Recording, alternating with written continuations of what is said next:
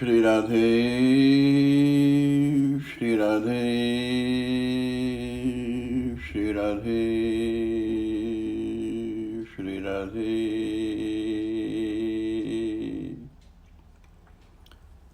श्री राधे श्री राधे श्री राधे श्री राधे श्री राधे।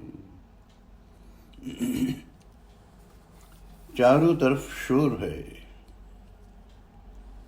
शोर में ही जन्म और शोर में ही मृत्यु। शोर है ज्ञान का, शोर है विज्ञान का। साधु संत, विद्वान मनीषी, ज्ञानी विज्ञानी सभी शोर मचाए हुए घूमते हैं। पापी दुराचारी, चोर डकैत, लोलुप लंपट भलाई अपवाद कैसे बनते? जिनका परमात्मा से कोई दूर का भी रिश्ता नहीं, वे परमात्मा को पा लेने का शोर मचाए हुए। जो घोर अशांत हैं, अतृप्त हैं, संतप्त हैं, वे पूर्ण शांत होने का दावा करते घूमते हैं।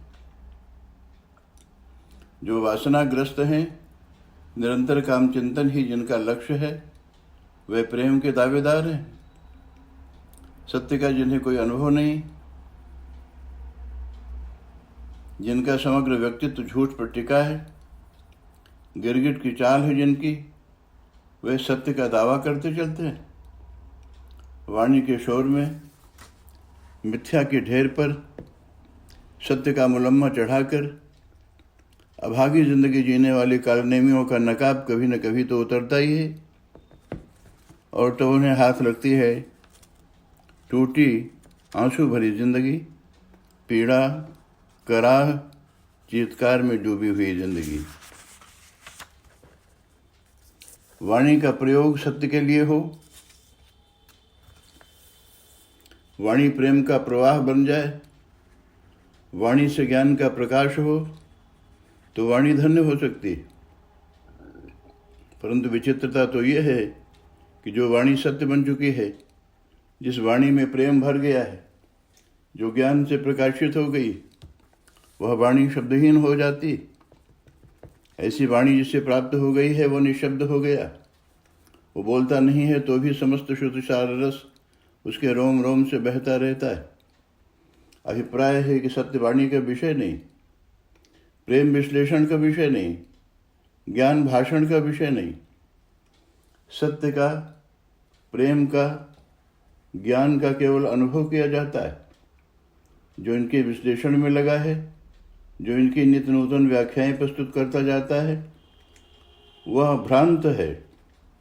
उसे कुछ नहीं मिला है, वो खाली है, खोल पकड़े भाग रहा है, वस्तु छूट गई है, तत्व का कोई पता नहीं। तभी तो झोली फैलाए घूमता है, कहीं प्रेम मांगता है तो कहीं ज्ञान। झूठी झोली लेकर चला है और सत्य पाना चाहता है। बहुत द्वार खटखटाए हैं, कोई उत्तर नहीं मिला। अभागा अभावग्रस्त ही बना रहता है, अतृप्त ही बना रहता है। जीवन का सारा श्रम व्यर्थ हो गया। अब क्या होना चाहिए? ऐसे में भाषण के सिवा बचता ही क्या है? तो भाषण देता है वो, सत्य की व्याख्याएं प्रस्तुत करता है, प्रेम के प्रकार बताता है, ज्ञान के सिद्धांत प्रस्तुत कर अपनी धाक जमा लेना चाहता है। जितना ही वो शोर मचाता है, जितनी भी लच्छेदार आडंबरी भाषा का वो प्रयोग करता है, उतना ही उसका लोक में सम्मान होता है। मालाओं के बेज बोझ से वह दबने लगता है। उसके नाम की जय जयकार होती, प्रशंसा के गीत गाए जाते हैं, बड़े बड़े पुरस्कार मिलते हैं। अब तो आंख उठाकर कोई बात तक करने का साहस नहीं कर पाता। उसके सामने तो वह और अकड़ कर चलता है। उसे सचमुच ऐसा लगता है कि वह अब सत्य को उपलब्ध है, उसका प्रेम पूर्ण है, अज्ञान अब नहीं है उसके पास। कैसी विडंबना है! प्रेम को उपलब्ध व्यक्ति अकड़ कर चलता है, ज्ञान में समाया हुआ व्यक्ति लोक प्रतिष्ठा में खोया है। सत्य को उपलब्ध होकर भी शास्त्रार्थ करता है। स्पष्ट है कि कुछ नहीं मिला है, सब भ्रम है। किसी ने पंडित कहा तो हम पंडित बन गए। किसी ने हमारी रिसर्च पर, किसी खोज पर, किसी रचना पर पुरस्कार दिए तो हम ज्ञानी बन गए। किसी ने अपनी श्रद्धा और विश्वास हम पर अर्पित किए तो हम श्रद्धेय बन गए, सत्यवादी संत बन गए।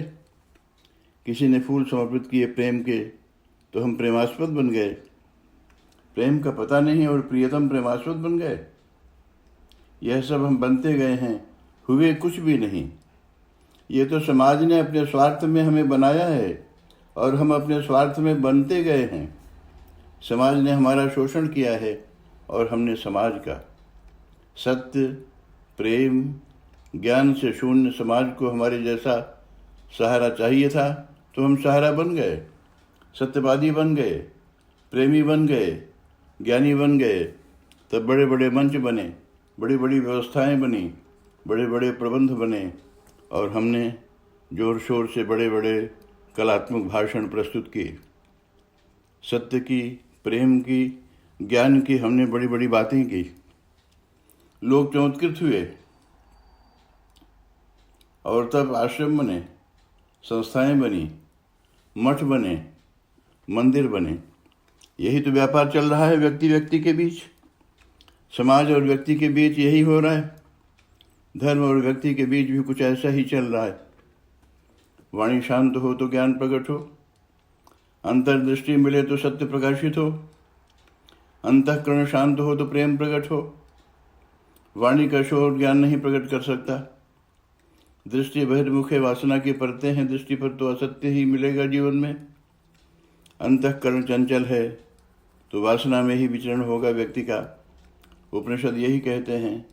कोई पूछता है गुरुदेव, अंतःकरण तो जड़ है, प्राण और वाणी भी तो जड़ ही हैं। इसी प्रकार चक्षु आदि ज्ञान इंद्रियां भी जड़ हैं। तो कौन है वह चेतन जो इन्हें प्रवृत्त करता है?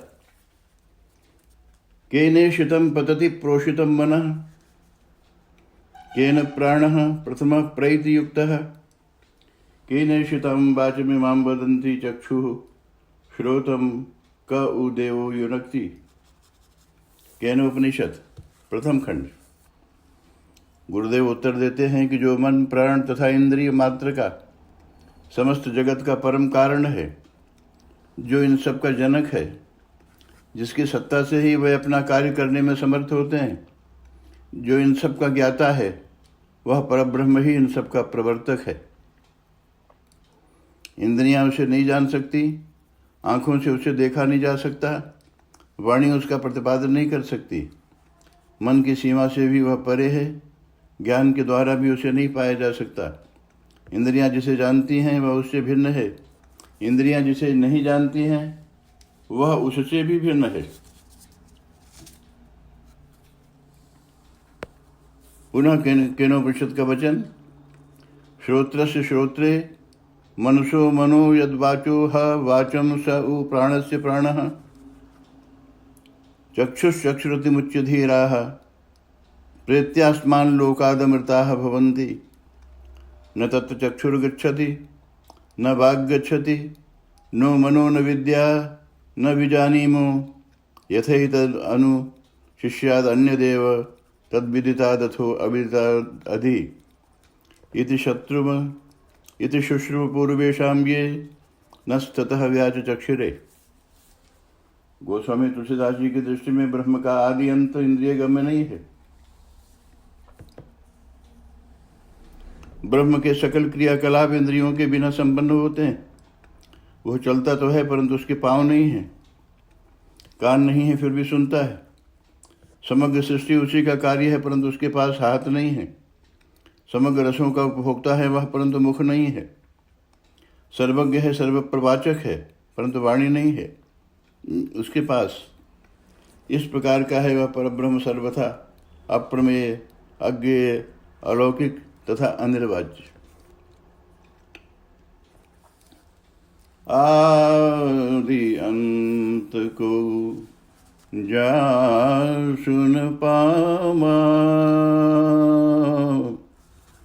आदि अंत को जासु न पावा, मति अनुमान निगम अस गावा,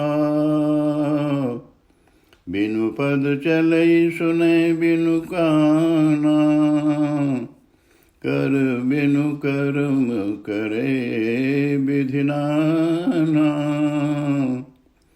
आनन रहित सकल रस भोगी, बिनु बानी बखता बड़ जोगी।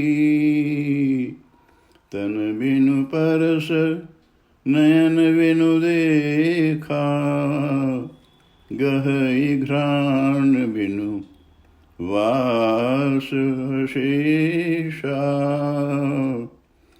असि सब भांति अलौकिक करनी,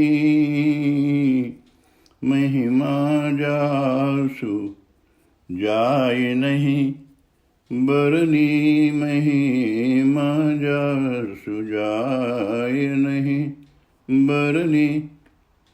अनिर्वाच्य है ब्रह्म, तो भी हम उसका निर्वचन करने में लगे। अज्ञेय है, हमारे ज्ञान की पकड़ से बाहर है, तो भी हम उसे पा लेने के दावे किए जाते हैं। अप्रमेय है, अलौकिक है, तो भी उसे हम नापते जाते हैं। अपने पांडित्य प्रदर्शित कर सिद्धांतों का जाल खड़ा करते हैं और उसमें अपने को बांधते चले जाते हैं। इस संसार से अभिन्न है, यहाँ की मान्यताएं वहाँ नहीं चलती, तो भी कोई कहता है मैं ब्रह्म को जानता हूँ। ठगा गया बेचारा। ब्रह्म तो ज्ञान से परे, फिर वो कहता है मैं ब्रह्म को नहीं जानता हूँ। ये तो और भी गड़बड़ हुई। ब्रह्म तो जीव मात्र का स्वभाव है, ब्रह्म सत्ता है, ब्रह्म जीवन है। जीवन का जैसे जानना नहीं है, वैसे ही न जानना भी नहीं है। ब्रह्म का जानना या न जानना दोनों ही नहीं है। हाँ, ब्रह्म का बोध हो सकता है, अनुभव हो सकता है ब्रह्म का। ब्रह्म का बोध या अनुभव ज्ञान का विषय नहीं है। ज्ञान समाप्त हो तो ब्रह्म का बोध प्रकट हो। इंद्रियों को अपनी असमर्थता का अनुभव हो जाए तो ब्रह्म के अनुभव में प्रवेश हो। अंतःकरण निरावरण हो जाए तो निर्मल निष्कलंक हो जाए तो ब्रह्म का बोध प्रकट हो। अंतःकरण के सक्रिय रहते जो ज्ञान होगा उसका संबंध परमात्मा से कदापि न होगा। इंद्रियां जिस ज्ञान की खोज करेंगी वह पंगु होगा, खंडित होगा, सीमित होगा। सीमित सामर्थ्य वाली इंद्रियों के द्वारा असीम परमात्मा का ज्ञान संभव भी कैसे हो सकता है? तो इंद्रियां जिसे जानेंगी, जिसका वर्णन करेंगी, वह परमात्मा नहीं हो सकता। हाँ, परमात्मा के विषय में संकेत हो सकता है। वाणी के द्वारा परमात्मा का, परब्रह्म का संकेत हो सकता है। ये जो शास्त्र हैं, श्रुतियाँ स्मृतियाँ हैं, उपनिषद हैं, दर्शन हैं, ये परम सत्ता, परम ज्योति, ब्रह्म तत्व का मात्र संकेत करते हैं। ये यह बताते हैं कि ब्रह्म शास्त्रों का विषय नहीं है। शास्त्र तो शब्द जाल हैं। इनमें स्वमत की स्थापना तथा परमत निराकरण के दंभपूर्ण प्रयास रहते हैं। ये शास्त्र इसलिए परम सत्य का प्रतिपादन नहीं करते। ब्रह्म जब तक शब्दों के फ्रेम में कसा जाएगा, तब तक तर्क कुतर्कों से उसके अस्तित्व का स्वीकार और निषेध चलेगा। तब तक व्यक्ति भ्रांत ही रहेगा। श्री राधे, श्री राधे, श्री राधे, श्री राधे, श्री राधे, श्री राधे, श्री राधे, श्री राधे।